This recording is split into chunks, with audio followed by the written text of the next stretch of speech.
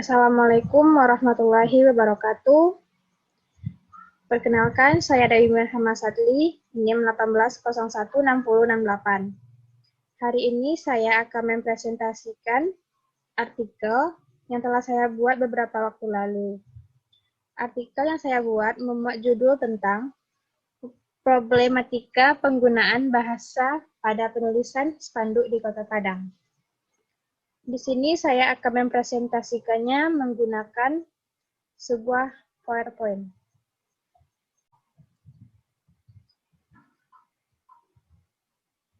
Kata kunci pada artikel ini yaitu kesalahan penulisan dan spanduk. Pada bagian pendahuluan, bahasa adalah kemampuan yang dimiliki manusia untuk berkomunikasi dengan manusia lainnya, menggunakan tanda, misalnya kata, dengan kajian ilmiah bahasa yang disebut juga ilmu linguistik. Kebiasaan menggunakan bahasa Indonesia dalam kehidupan sehari-hari sudah mulai surut pada saat ini. Misalnya, masyarakat Indonesia saat ini lebih senang dan bangga menggunakan bahasa asing sebagai bahasa sehari-harinya, seperti bahasa Inggris. Mereka menganggap dan menggunakan bahasa asing akan terlihat lebih gaul dan lebih keren. Sebenarnya, negara kita lebih bisa belajar dari negara Jepang. Contohnya, kemajuan yang terjadi di negara tersebut karena masyarakatnya lebih memanfaatkan bahasa negara mereka sendiri untuk berkomunikasi. Pemberian nama sebuah produk dan sebagainya, ketimbang menggunakan bahasa lain maupun bahasa internasionalnya.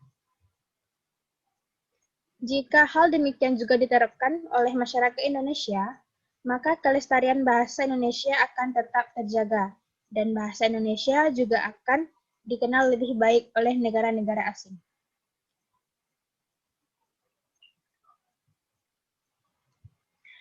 Permasalahan pada penelitian ini adalah bagaimana kesalahan penggunaan bahasa pada beberapa spanduk toko di Kota Padang, dan analisis kesalahan penggunaan bahasa di beberapa spanduk di Kota Padang.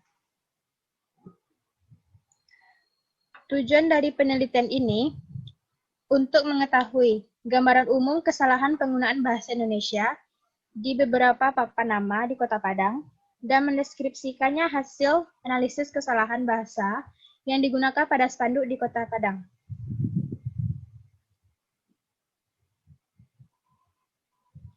Solusi dalam permasalahan yang dimuat pada artikel ini.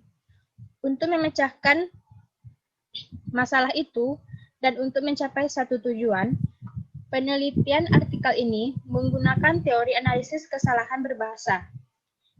Ketepatan berbahasa adalah hal yang diharapkan oleh pemakaian bahasa. Sebaliknya, kesalahan berbahasa akan menimbulkan berbagai permasalahan komunikasi.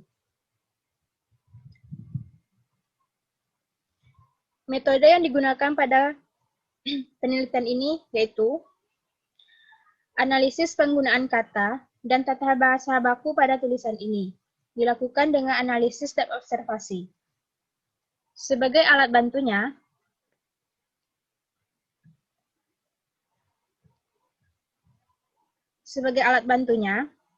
digunakan kaidah tata bahasa Indonesia sesuai dengan aturan berbahasa yang ditetapkan oleh Pusat Bahasa Indonesia, yaitu tata bahasa Indonesia, tata bahasa baku bahasa Indonesia, ejaan bahasa Indonesia yang disempurnakan, dan kamus besar bahasa Indonesia.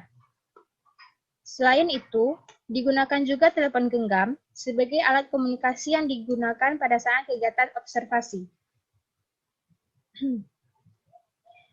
Kemudian masuk kepada pembahasan hasil dan pembahasannya.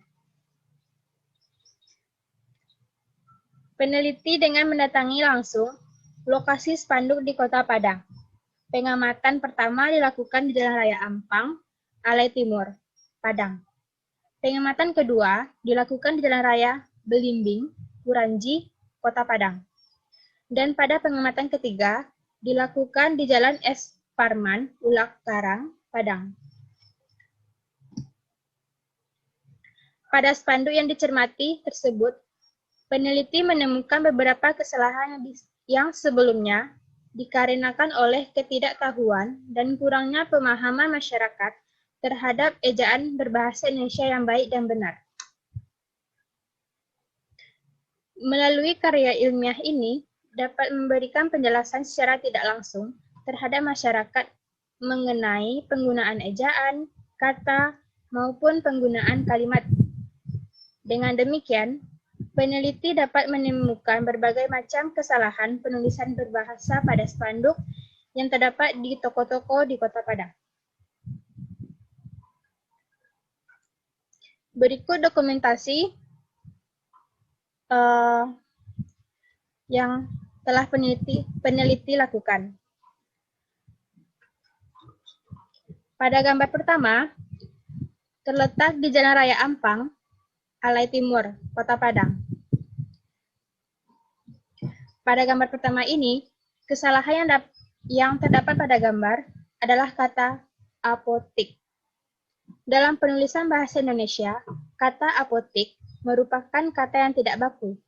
Kata apotek dalam KBBI berarti tempat meramu dan menjual obat berdasarkan resep dokter serta memperdagangkan barang medis rumah obat. Jadi, penulisan kata apotek adalah salah, sehingga kalimat tersebut dapat diperbaiki menjadi kata apotek swalayan.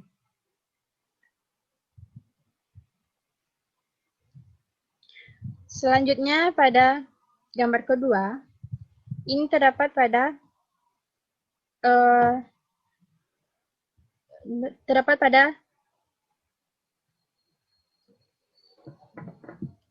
Belimbing, Kuranji, Kota Padang. Penulisan spanduk iklan pada gambar di atas pasti tidak tahu ada dua macam. Di dalam kalimat, di yang pertama menunjukkan tempat yang harus dituliskan terpisah dari kata yang menunjukkan tempat. Di yang kedua merupakan sebuah awalan untuk sebuah kata kerja pasif yang harus digabungkan pada kata yang diawalinya.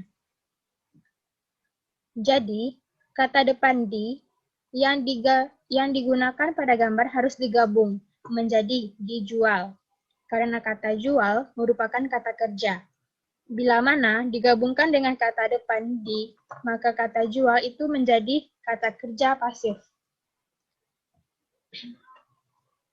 Selanjutnya, pada dokumentasi yang ketiga. Dokumentasi ini terletak pada Jalan S. Parman, Ulak Karang, Kota Padang.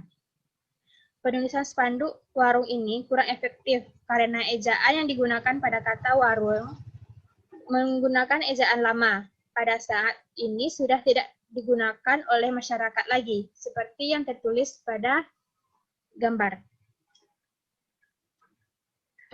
Jadi, kesimpulan yang dapat kita ambil dari artikel ini, dalam berkomunikasi haruslah menggunakan bahasa Indonesia yang baik tulisannya maupun lisan. Haruslah mempertimbangkan tepat tidaknya ragam bahasa yang digunakan. Sebagai warga negara Indonesia yang baik, harus mempunyai hal demikian. Karena siapa lagi yang akan menjaga dan menghargai bahasa Indonesia, kalau tidak warga negaranya sendiri.